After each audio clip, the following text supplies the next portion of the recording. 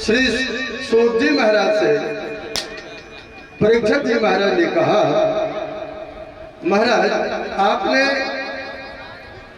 आपने पिछले प्रकरण में आपने प्रवृत्ति मार्ग की कथा सुनाई, आपने निर्वृत्ति मार्ग की भी कथा सुनाई। अब कृपया करके ये बताइएगा कि आपने बताया था कि भगवान का नाम संकीर्तन के बारे में आपने जो कहा था कि मंत्र तस्य तंत्र छिद्रम देश कालारुवस्तुताः सर्वं करोति निश्चिद्रम नाम संकीर्तनम हरे। आपने प्रभु हे गुरुदेव कल कहा था, आपने कल कहा था कि मंत्र तस्य तंत्र छिद्रम देश कालालो वस्तुतः सर्वं करोति निश्चिद्रम नाम संकीर्तनम हरे। गुरुदेव ये बताने की कृपा करें कि नाम की जो महिमा आपने बताई वो क्या है। कहा जितने भी मंत्र हैं, मंत्र तस्य तंत्र छिद्रम, जिन मंत्रों में कहीं कमी रह जाती है, जिन तंत्रों में कहीं कमी रह जाती है, मंत्र तस्य तंत्र छिद्रम, उनमें जो छेद यानी कमी रह जाती है, उनकी पूर्ति करने के लिए नाम संकीर्तनम हरे। इसलिए मांगलिक कार्यक्रमों में सबसे पहले और सबसे बाद में भगवान हरि का नाम लिया जाता है। जैसे हमारे आचार्य महोदय शास्त्री जी महोदय शर्मा जी कोई भी मंत्र जब पूजा पद्धति का करते हैं तो कहते हैं हरि ओम मानो भद्राघतवो अंत विस्मृतो दधासो यपरीता उद्भिदा। हरि ओम यानी हरि ओम से लगाते हैं, नाम से, भगवान के नाम से शुभारंभ करते हैं। इसलिए नाम की महिमा, हे गुरुदेव नाम की महिमा बताइए। कहा तुलसीदास जी ने कहा है कि करो कहा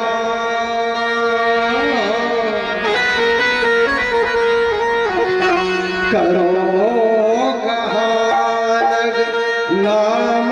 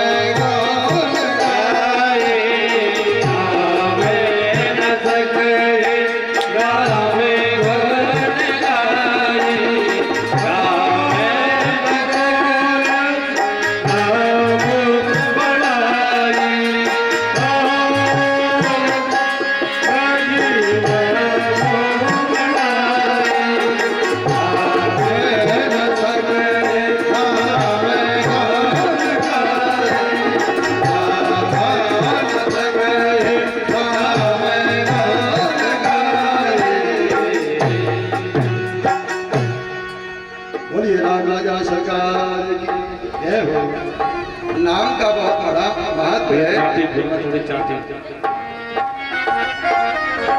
कहा महाराज ऐसा कोई व्यक्ति है जो नाम के प्रभाव से जिसका उद्धार हो गया हो। कहा भगवान का नाम किसी प्रकार से लीजिएगा, भाव को भाव अनख आलस हो, नाम जपत गरद सहु।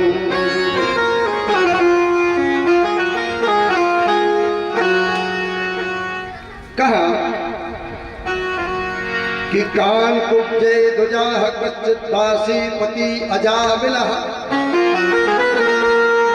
एक अजामिल नाम के ब्राह्मण देवता थे। यहाँ पर श्री परीक्षित जी महाराज को सुखदेव जी महाराज दर्शन करा रहे हैं, कथा सुना नहीं रहे हैं, दर्शन करा रहे हैं। राजन कान कुब्जे दुजाह, कानपुर देश में एक ब्राह्मण देवता रहते थे। दासी पति अजामिलः, अजामिल नाम के ब्राह्मण नाम था उनका। नाम नष्ट सदाचारो दास्या संसर्ग दूषिता। एक दासी के संसर्ग में आने से दूषित हो गए। महाराज घर में बहुत सुंदर पत्नी थी, बहुत सुंदर बालक था, माता पिता थे। अजामिल जी एक दिन की बात समझाए लेने के लिए जंगल में गए थे। वहां पर राजा एक मन चले व्यक्ति को किसी पुंछली स्त्री के साथ में मर्यादा भी है, किसी पुंछली स्त्री के साथ में, और संयोग में देखा। देखते ही अजामिल विद्वान ब्राह्मण थे, लेकिन फिर भी देखने मात्र से और उनके हृदय में, उनके मन में दोष हो गए। तो देखिए पाप कहां कहां से प्रवेश करता है, दृष्टि से। अगर आपके गलत जगह पर दृष्टि जाएगी तो मन में यानी नेत्रों के द्वारा वो पाप उतर जाएगा। दूसरा श्रवणों के द्वारा, अगर आप जो ग्राम्य कविता होती है उसका आप श्रवण करेंगे तो आपका मन खराब हो जाएगा। अच्छा, ग्राम कविता से ये मतलब नहीं है कि जैसे कोई गांव की कविता हो, नहीं। ग्राम कविता का मतलब होता है जो अश्लील कविता होती है। जैसे आजकल बहुत प्रसन्नता से सुना जा रहा है, उस अश्लील कविता को, ग्राम कविता को सुना जा रहा है कई मंचों पर। कई जिनको बुंदेली कलाकार कह देते हैं सौभाग्य से, लेकिन मैं उसे सौभाग्य नहीं कहूंगा, दुर्भाग्य कहूंगा। उन बाल कवियों के द्वारा जो कविताएं सुनी जाती हैं वो 3 जगह नुकसान करती हैं। जो इस प्रकार की कविता सुनते हैं उन्हें 3 जगह नुकसान होता है। किन किन को? एक तो लिखने वाले को। तुलसीदास जी महाराज ने जब अपनी रामायण लिखी तो उसमें लिखा वर्णा नाम संघा नाम रसा नाम छंद सामपी मंगला नाम चाकरतारो बंदे वाणी विनायको। इसकी जब व्याख्या की तुलसीदास जी ने, तो तुलसीदास जी ने कहा कि जो गलत कविताएं सुनी जाती हैं, जिन्हें आज रूप दे दिया है लोकगीत का, लेकिन सही रूप नहीं है। लोकगीत तो भागवत में भी आया है। तो लोकगीत का ये मतलब नहीं है कि किसी माता बहन की बेइज्जती की जाए उन गीतों के माध्यम से। जिन्होंने हमको जन्म दिया, अरे हमको जन्म क्या दिया? रामकृष्ण कहां से आए? भगवान राम कहां से आए? इन माता बहनों की देन और उन्हीं की धज्जियां उड़ाई जाती हैं। तो इस प्रकार की कविता सुनने से 3 जगह असर करती है कविता। तो हमारे विद्वान यहाँ पर भगत जी विराजमान हैं, ये बहुत विरोध करते हैं उन कविताओं का, लेकिन क्या करें, हम लोग तो कह सकते हैं, निवेदन कर सकते हैं। आप बहुत सौभाग्यशाली हैं कि आप इस प्रकार की कविताएं सुन रहे हैं, कथा सुन रहे हैं। तो कहा महाराज श्रवण के द्वारा भी पाप हृदय में उतर जाता है, नेत्रों के द्वारा उतरता है। आपके मकान में कोई किराएदार रह जाए, आपके मकान में कोई किराएदार रह जाए तो डर नहीं है, लेकिन आपके नैनों में कोई दूसरा व्यक्ति बस जाए, घर में बस जाए दुश्मन, कोई दिक्कत नहीं है, लेकिन नैनों में कोई दूसरा व्यक्ति बस जाए वो खतरनाक हो जाता है। इसलिए उस समय अजामिल जी ने जो देखा दृश्य तो काम भावना जागृत हो गई। शाम के समय आए और पत्नी ने बहुत कहा, पुत्र ने भी बहुत कहा, पिताजी कहाँ जा रहे हो, लेकिन नहीं माने। आ रहे हैं एक मिनट में। आज का व्यक्ति 1 मिनट बहुत कहता है। किसी से पूछो कहाँ जा रहे भैया जी, अभी आ रहे, 1 मिनट में आ रहे हैं, 1 मिनट। लाला कहाँ जा रहे, 1 मिनट में। अरे साहब वो 1 मिनट जाने कितना बड़ा है। और चले गए उस वेश्या के पास में। वेश्या से कहा, देवी मेरा तन मन धन तुझ पर निछावर है। और उस कुंचली के पास में रहने लगे। एक समय की बात कि अयोध्या से चतुर्मासा करने के लिए कुछ संत पधारे। संत पधारे, वहां से कन्नौज नगरी से निकले। कन्नौज नगरी से जब निकले तो संध्या की बेला थी। पूछ लिया किसी से, यहाँ कोई संत सेवा होती है? तो किसी मन चले ने कह दिया, महाराज संत सेवा होती है, अजामिल जी रहते हैं एक नगर के उस पार। अब वो तो बेचारे वेश्या के आ रहे थे, लूटपाट करने लगे थे, अखाद्य खाद्य भोजन पाने लगे थे, अपेय पदार्थों का पान करने लगे थे। किसी मन चले ने कह दिया, आगे अजामिल जी भक्त रहते हैं, उनके पास चले जाइए, आपकी बहुत सुंदर सेवा होगी। संत महात्मा वहां गए और उन्होंने जाकर के आवाज लगाई, अरे भगत जी की कुटिया में है कोई? बेचारी वो देवी निकली उधर से और कहा, महाराज मेरे पति देव जिनका आप नाम ले रहे हैं वो तो है नहीं, कहिए क्या सेवा कर सकती हूँ? कहा, देवी हम रात्रि में विश्राम करना चाहते हैं, भोजन प्रसादी की कुछ व्यवस्था हो जाए। नेत्रों में नीर बन के आंसू आ गए उस देवी के। बोली, महाराज हम आपकी सेवा नहीं कर सकते, हम आपकी सेवा नहीं कर सकते हैं, हम नीच जीव हैं, हम नीच जीव हैं महाराज, आपकी सेवा नहीं कर सकते। महात्मा ने विचार किया, देखिए कौन थे वो महात्मा? पाराशर ऋषि जी थे। पाराशर ऋषि जी के शिष्य बोले महाराज यहाँ से चलिए, इसके घर में भोजन पानी अच्छा नहीं है, इसके घर का भोजन पानी अच्छा नहीं है, क्योंकि परम ही नर के वासो, परम ही नर के वासो ना तू दुश्चरते गृह नरकात क्षीयते पापम उग्रानो निवर्तते।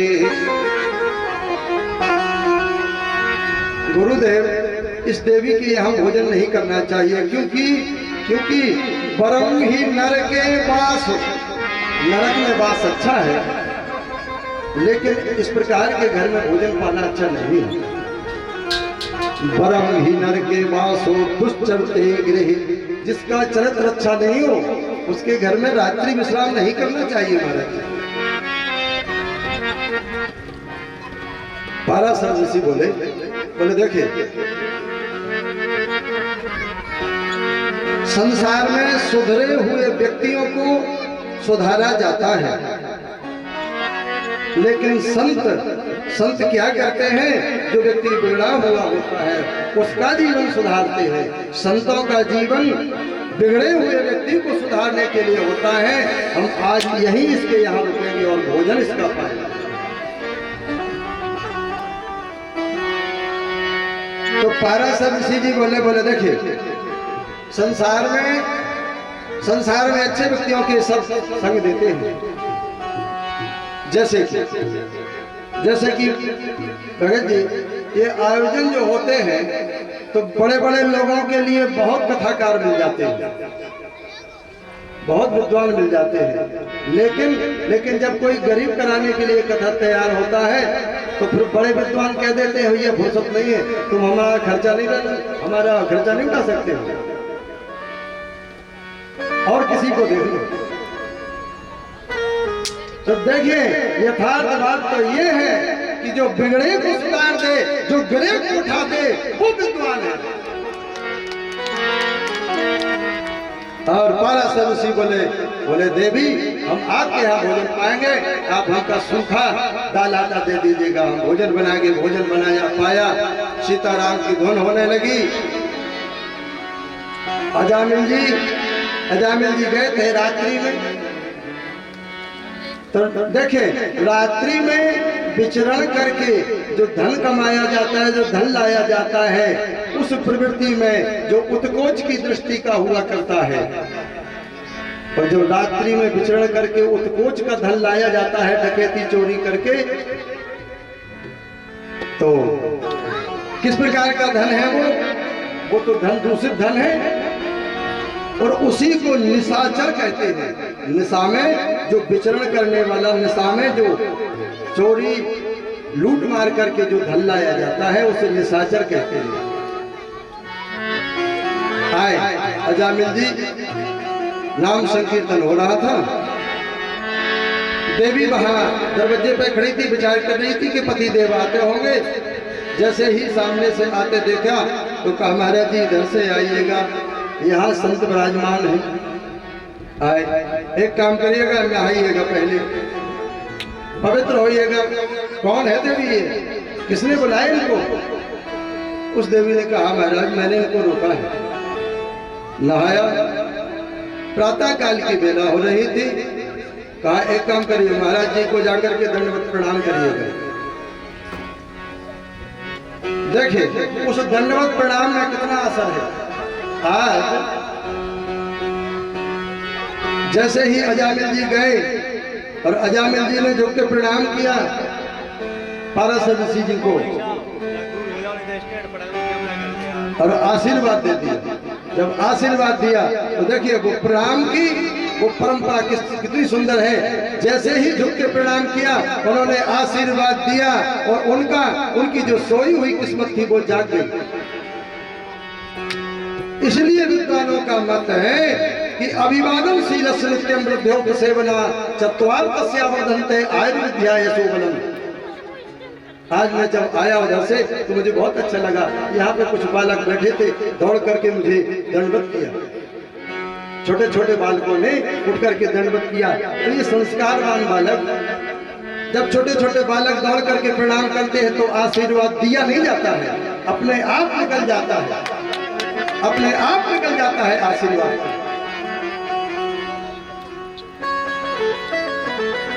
इस प्रकार से प्रणाम किया, अजामिल जी को आशीर्वाद मिला। अजामिल जी, हमने आपके यहाँ भोजन प्रसादी पाई है और अब कुछ दक्षिणा दे दीजिएगा। कहा अच्छा महाराज, ये विचार करिएगा कि हमने आपकी सोटा लगोटा नहीं छुड़ाया और आप अब भूतों से भी भूत की आशा रखते हैं। नहीं नहीं अजामिल जी, हम आपसे द्रव्य नहीं चाहते हैं। क्या चाहते हैं महाराज? कहा आपके हमने सुना है कि 8 पुत्र हैं। तो महाराज जी मेरे 8 पुत्र हैं, वो हमारे लिए है, हम उनका पालन पोषण करेंगे। तुम साधु होने के लिए नहीं लेंगे भैया, हम ले नहीं रहे हैं। क्या चाहते हैं महाराज? कहा जो आपका नवई संतान हो, बालक हो, उसका नाम नारायण रख देना। कहा ठीक है। कहा ठीक है, उसका नाम नारायण रख दिया जाएगा। यही हुआ। महाराज रात्रि में विश्राम करके पाराशर ऋषि जी चले गए और समय आने पर उनके पुत्र की प्राप्ति हुई और अजामिल जी ने उसका नाम नारायण रख दिया। एक दिन की बात, आयु हो चुकी थी उस समय 70 वर्ष की। 70 वर्ष की अजामिल जी की आयु हो चुकी थी। अंत समय आ गया था। अच्छा देखिए, बहुत दुष्कृत किए थे। उन दुष्कृतों के वजह से और यमदूत उनको लेने के लिए आए। जब यमदूत उनको लेने के लिए आए और जैसे ही यमदूतों ने उनको देखा और अजामिल जी ने यमदूतों को देखा। जैसे देखा भयानक वेशधारी यमदूतों को तो चिल्लाने लगे, दूरे कीड़ान का सक्तम पुत्रम नारायणमहो प्लावतेन सुरिणचैराजुहार कुलेन्द्रियाः। ऊंचे सुर से पुकारने लगे, दूरे कीड़ान का सक्तम, तुम दूर खेल रहे हो हे नारायण, नारायण पुत्र नारायण, दौड़ करके आओ, ये मुझे ले जाना चाहते हैं, बचाइएगा इनसे। जहां नारायण का नाम निकला,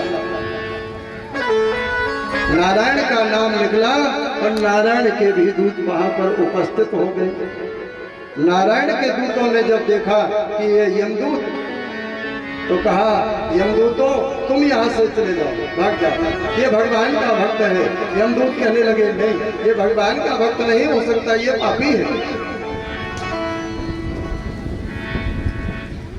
अब देखिए, यहाँ पर एक बहुत विचारणीय बात है।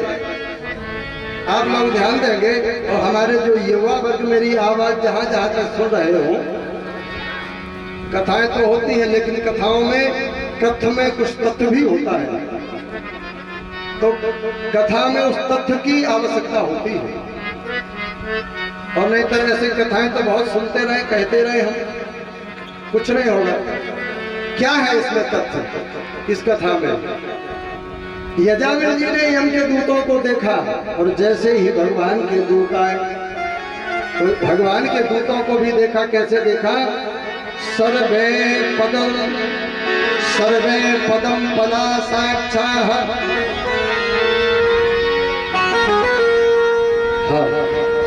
सर्वे पद्म पदा साक्षात् पीतकौसे सुवाससः, किरीटनो कुंडलो लसत् पुष्करमालिनी। और धीरे रहना, हवा तेज चल रही। सर्वे पद्म पदा साक्षात्,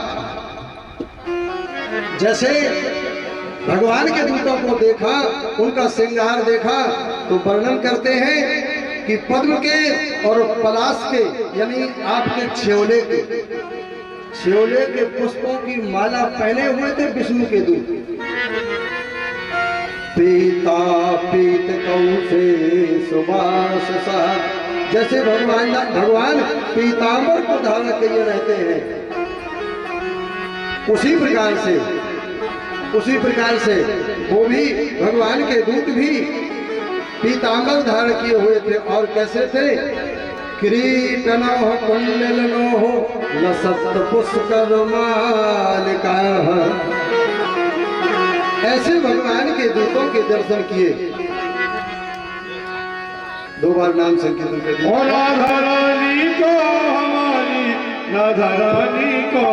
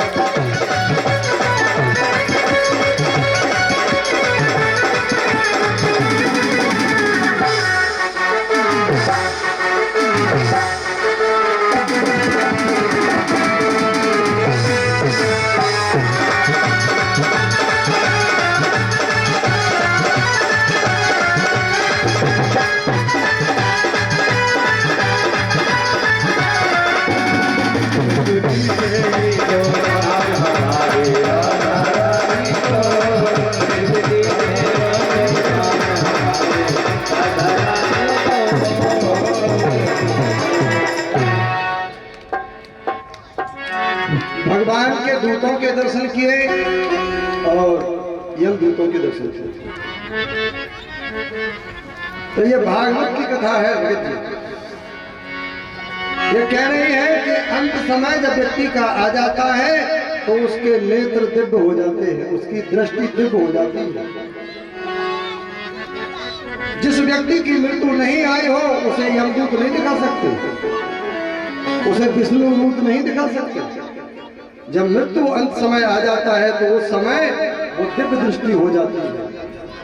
आपस में चर्चा करने लगे भगवान के दूत और यम के दूत। जब आपस में चर्चा करने लगे तो उनको सुना उसने अजामिल। इसका मतलब है कि सुना तो उस समय उसके श्रवण भी दिव्य हो गए थे। अब मैं इस कथा के माध्यम से ये कहना चाहता हूं कि हमारे जो वृद्ध माता पिता होते हैं, जो वृद्ध माता पिता होते हैं, इनकी दृष्टि दिव्य हो जाती है। भले ही कम दिखता हो उनको, लेकिन दृष्टि उनकी दिव्य होती है। अगर कृपा की दृष्टि से वो देख ले, कृपा की दृष्टि से वो वृद्ध माता पिता जिनका अंतिम समय हो, अगर वो देख ले कृपा की दृष्टि से, तो काल भी उनका कुछ नहीं बिगाड़ सकता। सारा का सारा शरीर उस वृद्ध माता पिता का दिव्य हो जाता है। यहाँ तक बताया गया है भागवत में कि संसार में अगर कोई देवता है और सबसे बड़ा कोई देवता है, जो भगवान से भी बड़ा देवता है, वो माता पिता है। जो माता पिता कहते हैं वो भगवान नहीं कर सकता। जय हो, जय हो, जय हो। इसलिए स्पीड से ये निवेदन करना चाहता हूं कि अपने संसार में जो भी प्रगति व्यक्ति चाहता हो, संसार में जो भी व्यक्ति यानी भौतिक प्रगति से लेकर के परमात्मा की प्राप्ति तक अगर किसी को प्राप्त करना है तो वो माता पिता के शरणों में चला जाए, माता पिता से आशीर्वाद ले ले, या तो भागवत झूठी हो जाएगी और नहीं तो मेरी गारंटी है कि उसका पूर्ण काम हो जाएगा। बस एक बार माता पिता का आशीर्वाद लेकर देखो।